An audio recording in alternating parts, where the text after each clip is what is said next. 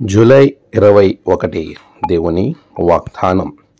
శాశ్వతమైన ప్రేమతో నేను నిన్ను ప్రేమించుచున్నాను. ఇర్మియా 31:3. మన ప్రభువైన యేసు క్రీస్తు నామంలో మీ అందరికీ ఈ ఉదయం శుభములు తెలియచేస్తున్నాను. ప్రియులారా, దేవాది దేవుని మహాకృప మనలను ఎంతగానో ఆవరిస్తోంది. ఆ కృపతో మన జీవితాలు ఆశీర్వాదకరంగా ఉంటూ ఉన్నాయి. నిజమే, ప్రభువు మనలను ఎల్లవేళలా ఆశీర్వాదానికి కారకులుగా ఉంచే దేవుడు అనే విషయాన్ని మనము జ్ఞప్తిలో ఉంచుకోవాలి.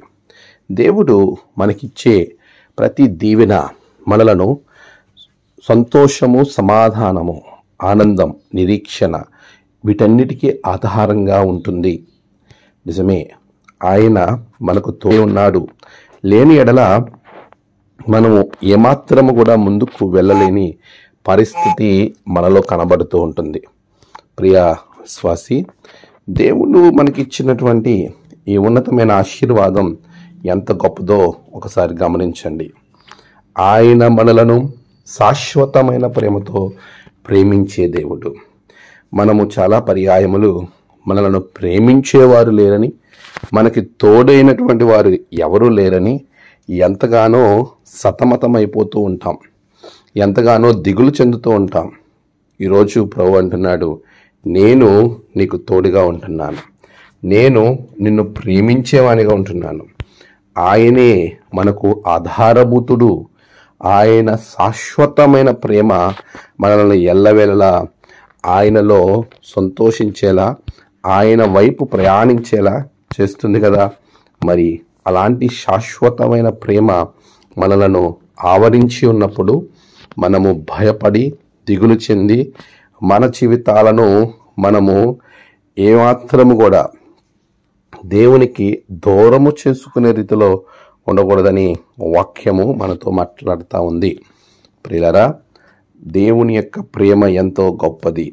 అలాంటి శాశ్వతమైన ప్రేమ మనలను బలపరుస్తూ ఉండగా, మనలను ధైర్యపరుస్తూ ఉండగా, మనము ఏమాత్రము కూడా దేవునికి దూరముగా ఉండకూడదు.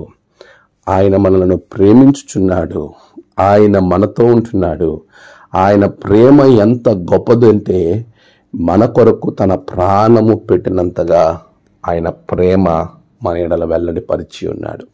ఆ ప్రేమ సదాకాలం ఉంటుంది. శాశ్వతమైన ప్రేమ.